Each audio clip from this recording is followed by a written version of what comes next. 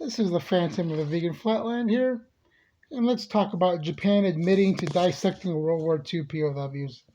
Now, the fact that we do business with Japan and Vietnam and all these places that captured POWs still have POWs and now admitted to dissecting POWs is a travesty, but not surprising.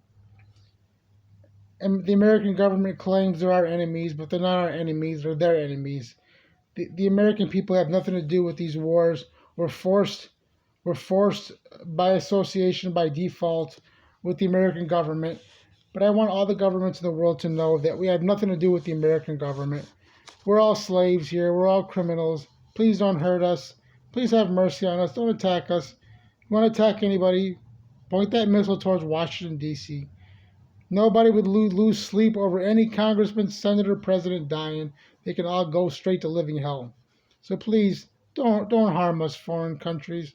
We're nothing but peasants and slaves. Now, let's get back to this.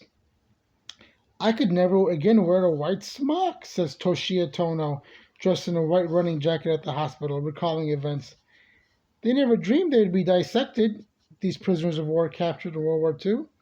8 American airmen knocked out of the sky, torn apart organ by organ while they were still alive. What occurred 50 years ago at Kyushu University has been largely forgotten in Japan and is unknown in the United States. Most of the physicians and hospital staff did their best to hide these experimentations. The gruesome experiments performed at the university were variations on research programs Japan conducted in territories it occupied during the war. Now, a 70-year-old physician in Tokyo recalls all the experiments and justifies all of them and confirms all of them.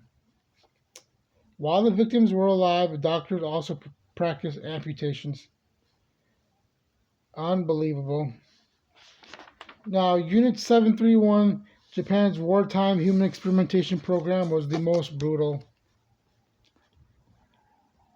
You don't see any books written about this. This is just forgotten history that nobody wants you to know about. They think war is all loving and pleasant, going to fight for your country. No, you're serving the military-industrial complex. The same complex that Eisenhower warned about his last day of office. Beware of one thing, the military-industrial complex. He'd be turning over in his grave right now.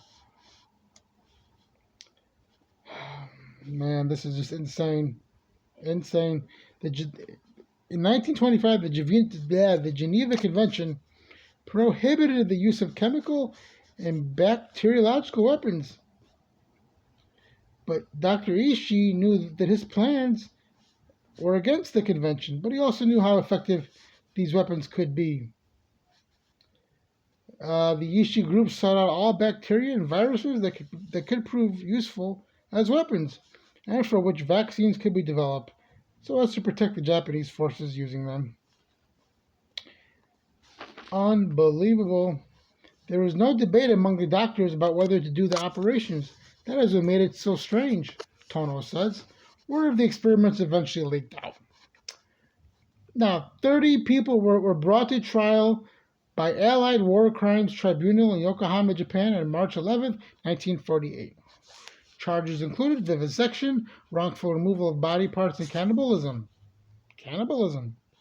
Based on reports that the experimenters had eaten the livers of the American soldiers captured as prisoners of war. Of the 30 defendants, 23 were found guilty of various charges. For lack of proof, the charges of cannibalism had been dismissed. 5 of the guilty were sentenced to death, 4 to life imprisonment. The other 14 were sentenced to shorter terms. But, there's always a but, the attitude of the American occupation forces began to change, largely because of the start of the Korean War in June 1950.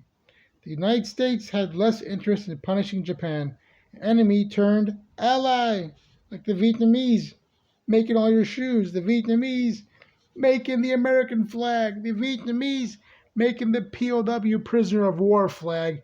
Can't make this stuff up.